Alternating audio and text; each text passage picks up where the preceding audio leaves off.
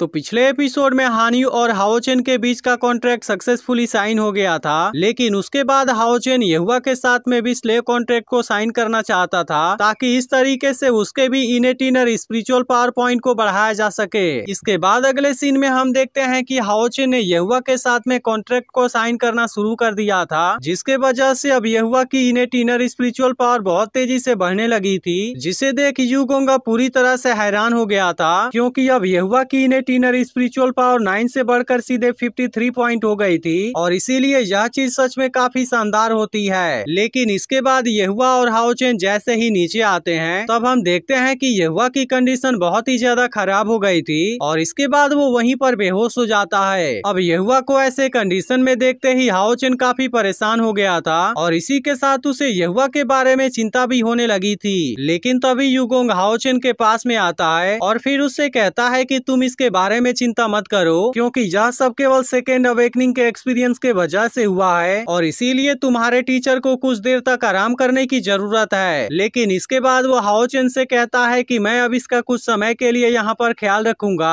लेकिन कल सबसे पहले तुम्हें ट्रेजर हाउस में जाना होगा। जिस बात को सुनकर हाओचेन थोड़ा सा कंफ्यूज हो जाता है। इसके बाद हम देखते हैं कि युगोंग हाओचेन को कोई टोकन देता है और फिर उसे बताता है कि प्रीलिमिनरी राउंड के टॉप 10 वाला रिवार्ड अभी तुमने हासिल नहीं किया है, जिसके वजह से अब तुम्हें वहां पर जाना होगा। लेकिन इसके बाद अगले सीन में हम एक फ्लैशबैक का सीन देखते हैं जहां पर युगोंग खुद लीग मास्टर यांग से मिलने के लिए गया हुआ था। लेकिन इसी के साथ हम देखते हैं कि वो वहां पर काफी हैरान भी होता है, क्योंकि मास्टर यांग प्रीलिमिनरी राउंड के टॉप 10 वाला रिवार्ड हाओचेन को अकेले में देना चाहते थे और इसीलिए यह बात युगोंग को समझ में नहीं आ रही होती है। तब इस पर मास्टर यांग उसे समझाते हुए कहते हैं कि इस बच्चे के लिए मेरे पास में दूसरा कोई प्लान है, क्योंकि आखिरकार केवल वही तो लीग हिस्ट्री का लाइट सन है। इसके बाद अगले सीन में हम देखते हैं कि हाओचेन अपना रिवॉर्ड लेने के लिए ट्रेजर हाउस के बाहर आ गया था, लेकिन तभी इसी बीच उसे यहाँ पर बहुत अजीब लगने लगता है और इसी के साथ उसे यहाँ के गेट के ऊपर कोई पावर भी नजर आने लगती है। इसीलिए हाओचेन बता देता है कि मैं डीमन हंटर के प्रीलिमिनरी राउंड के टॉप 10 वाले रिवॉर्ड को हासिल करने के लिए यहाँ पर आया हूँ और इसी के साथ वो यहाँ पर अपने पास वाले टोकन को भी दिखाता है। लेकिन अब इसकी यह बात सुनकर कोई इसके ऊपर बहुत ही ज्यादा गुस्सा हो गया था और फिर वो कहता है कि मैं नहीं जानता कि तुम यहाँ पर किस लिए आए हो। और अब इतनी बात कहने के बाद वो किसी पावर से हाओचेन के ऊपर अटैक कर देता है, लेकिन यह देखते ही हाओचेन किसी तरह से खुद को इसके अटैक से बचा लेता है और उसे समझ में नहीं आ रहा था कि अचानक से उसके साथ में यहाँ पर क्या होने लगा। लेकिन वहीं दूसरी तरफ यह पावर बहुत सारे पावर में डिवाइड हो गई थी और इसके बाद वो बहुत तेज स्पीड से हाओचेन के ऊपर अटैक करना शुरू कर देते हैं। अब यह देखकर हाओचेन किसी तरह से खुद को बचाने की अपनी पूरी कोशिश करने लगता है और इनके अटैक से खुद को जख्मी होने से बचाने के लिए तेजी से वहां से भागने लगता है। लेकिन तभी अचानक से यहाँ पर कोई आकर हाओचेन के पास से वो टोकन ले लेता है और इसी के साथ हम देखते हैं कि वो किसी बात से हाओचेन के ऊपर बहुत ही ज्यादा गुस्सा हो गया था और इसी के साथ वो हाओचेन के ऊपर अपने ऑरा के प्रेशर का भी यूज करने लगता है। अब हम देखते हैं कि इस बात के वजह से हाओचेन काफी परेशान हो गया था, क्योंकि उसकी प्रेशर इतनी ज्यादा पावरफुल थी कि हाओचेन अपने उंगली को भी नहीं हिला पा रहा था और इसके वजह से अब उसके पावर के सामने हाओचेन को काफी परेशानी होने लगती है। लेकिन तभी हम देखते हैं कि वो आदमी हाओचेन के ऊपर अब और भी ज्यादा गुस्सा हो गया था और फिर वो उससे कहने लगता है कि तुम्हें क्या लगता है कि तुम मेरे पावर को रोक पाओगे। अब इसे देख हाओचेन उसके सामने रिक्वेस्ट करने लगता है और फिर उससे यह भी कहता है कि मुझे आपको ऑफेंड नहीं करना चाहिए था। लेकिन अभी भी हम देखते हैं कि वो आदमी हाओचेन के ऊपर बहुत ही ज्यादा गुस्सा था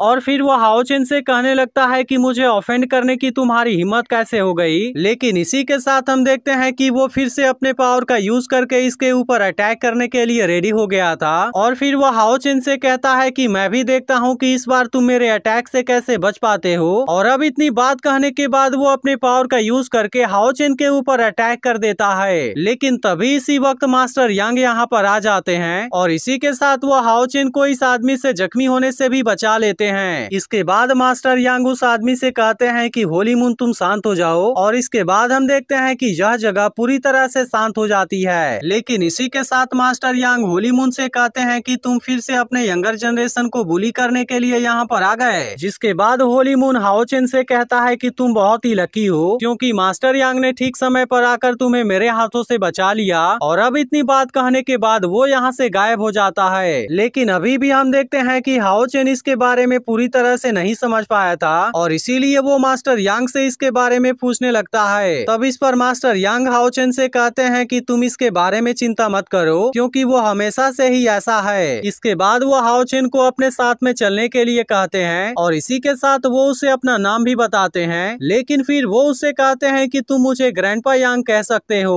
इसके बाद हम देखते हैं कि हाओ चेन मास्टर यांग के साथ में ट्रेजर हाउस में आ गया था जहाँ पर अलग अलग तरह के बहुत सारे वेपन रखे हुए थे और अब यहाँ पर इतने सारे वेपन को देख हाओ चेन काफी हैरान हो गया था। इसके बाद हाओ चेन मास्टर यांग से पूछता है कि क्या यह जगह रिवॉर्ड लेने वाली है। तब इसकी यह बात सुनकर मास्टर यांग उसे इस जगह के बारे में बताने लगते हैं और फिर वो कहते हैं कि यहाँ पर हजारों सालों के अलायंस के सभी ट्रेजर पड़े हुए हैं जो कि यहाँ पर उनके आने का इंतजार कर रहे हैं, जिनके पास में बहुत ही ज्यादा ताकत हो और उनके पास में लोगों की किस्मत हो। यह देख हाओ चेन कहने लगता है कि वेंग जुआन के साथ में मैच के दौरान मेरा सभी वेपन डिस्ट्रॉय हो गया, जिसके वजह से इस वक्त मेरे पास में कोई भी वेपन नहीं है। इसीलिए हाओ चेन डिसाइड करता है कि इस बार वो अपने लिए कोई अच्छा सा वेपन चूज करेगा, नहीं तो इसके वजह से आगे होने वाले सभी गेम के अंदर उसे बहुत ही ज्यादा दिक्कत होगी। लेकिन तभी इसी बीच मास्टर यांग उसे यहाँ पर एक शॉट आते हैं और फिर बताते हैं कि इसे स्वेप्ट शैडो कहा जाता है और इसे 9th रैंक वाले धर्मा गॉड के तूफान के ऊपर पाया गया था और इसीलिए इसका दूसरा नाम एक्सट्रीम स्पीड भी दिया गया है। और इसके बाद वो हाओ चेन से कहते हैं कि तुम इसे ट्राई कर सकते हो। अब मास्टर यांग की यह बात सुनकर हाओ चेन उस तलवार को लेने जाता है, लेकिन तभी हम देखते हैं कि वो तलवार हाओ चेन के हाथ में नहीं आती और फिर हाओ चेन जब कभी भी उसे लेने के लिए जाता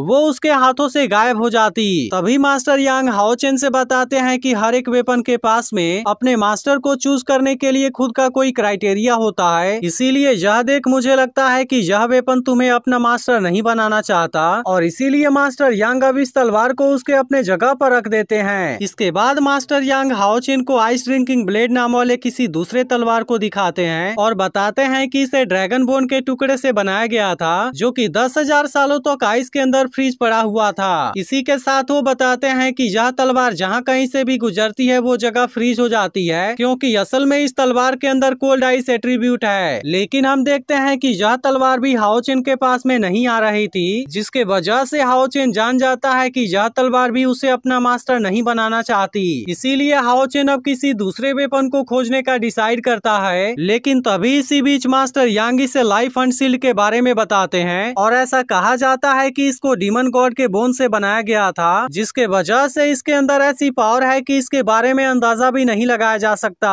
इसके बाद हम देखते हैं कि हाओ चेन जैसे ही इसके बारे में पता लगाने के लिए इसको टच करता है, इसके अंदर इसे बहुत ही खतरनाक डिमोनिक पावर दिखाई देती है। तभी मास्टर यांग भी हाओ चेन से कहते हैं कि इसके पास में बहुत ही खतरनाक पावर है, लेकिन असल में यहाँ पर इसके जैसे और भी बहुत सारे वेपन हैं जिनको कि हार्ट के द्वारा टेस्ट किया जाता है। इसीलिए मास्टर यांग अब हाओ चेन को किसी दूसरे जगह पर ले जाने लगे थे क्योंकि असल में इन्होंने हाओ चेन के लिए एक स्पेशल टारगेट चूज किया था और इसके बाद वो हाओ चेन को किसी गेट जैसे दिखने वाले जगह पर लेकर आ जाते हैं और फिर उसे बताते हैं कि यह पेंटिंग राइडिंग स्पिरिट वैली के अंदर ले जाती है जहाँ पर पिछले 6000 सालों से एक मिरेकल स्वॉर्ड पड़ा हुआ है और वो अपने लिए किसी काबिल मास्टर का इंतजार कर रहा है। अब इतनी बात कहने के बाद मास्टर यांग इस पेंटिंग को एक्टिवेट कर देते हैं और इसी के साथ वो हाओ चेन से बताते हैं कि यह वेपन अलायंस के सभी पावरफुल वेपन में से एक है जिसको पाने के लिए बहुत सारे लोग अभी तक चैलेंज कर चुके हैं, लेकिन उसमें से कोई भी इसे पाने में सक्सेसफुल नहीं हो पाया। लेकिन अब इन सभी बातों के बारे में जानकर हाओ चेन भी काफी हैरान हो गया था और फिर वो कहता है कि आखिर यह कैसा टेस्ट है जिसे कि इन 1000 सालों में कोई भी पास नहीं कर पाया।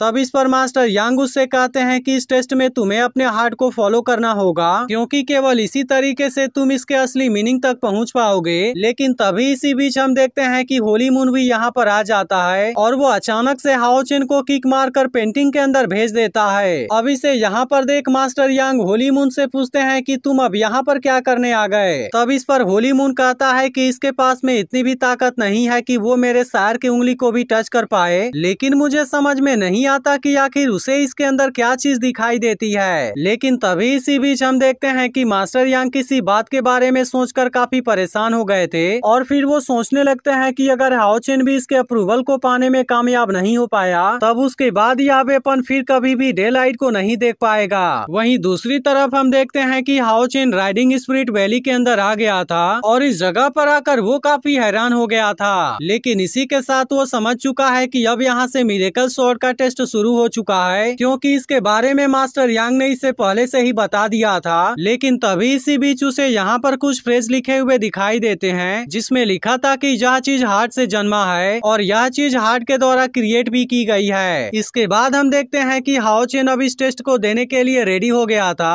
और इसके बाद अब वो यहाँ से आगे की तरफ जाने लगता है। लेकिन इसके बाद अगले सीन में हम एक फ्लैशबैक देखते हैं, जहाँ पर मास्टर यांग युगोंग को इस मिरेकल स्वॉर्ड के बारे में बता रहे थे, जहाँ पर वो कहते हैं कि जब निक्रोमैंसर के द्वारा ग्लोरी डे को खत्म कर दिया गया था, तब उसके बाद से ह्यूमैनिटी सैकड़ों सालों तक वॉर के अंधकार में डूबा रहा। इसीलिए सबसे ताकतवर गोल्ड स्मिथ और एंशिएंट टाइम के दो फेमस तलवार को फ्यूज करना चाहती थी, ताकि इस तरीके से सबसे पावरफुल तलवार को बनाया जा सके, क्योंकि इसका मकसद ह्यूमन वॉर को शांत कराना था, जिसके वजह से उसने अपने ब्लड को देने के बारे में भी एक बार नहीं सोचा और इसे बनाने के लिए उसने 11 किंग के द्वारा छोड़े गए सभी जेम्स को मीडियम के रूप में यूज किया और फाइनली इस तरीके से दो तलवार को एक में किया जा सका, जिसके वजह से इस तलवार के पास में लाइट और वाटर दो स्पिरिट हैं। इसके बाद मास्टर यांग कहते हैं कि इस तरीके से इस स्पिरिचुअल स्वॉर्ड को बनाया जा सका और इसीलिए पूरी दुनिया इसे मिरेकल स्वॉर्ड के नाम से जानती है। इसके बाद यह पार्ट यहीं पर एंड हो जाता है। अब इसका अगला पार्ट भी कुछ देर में अपलोड हो जाएगा, लेकिन अगर आपने इसके पिछले एपिसोड को मिस कर दिया हो तो लेफ्ट वाली वीडियो जरूर देख लेना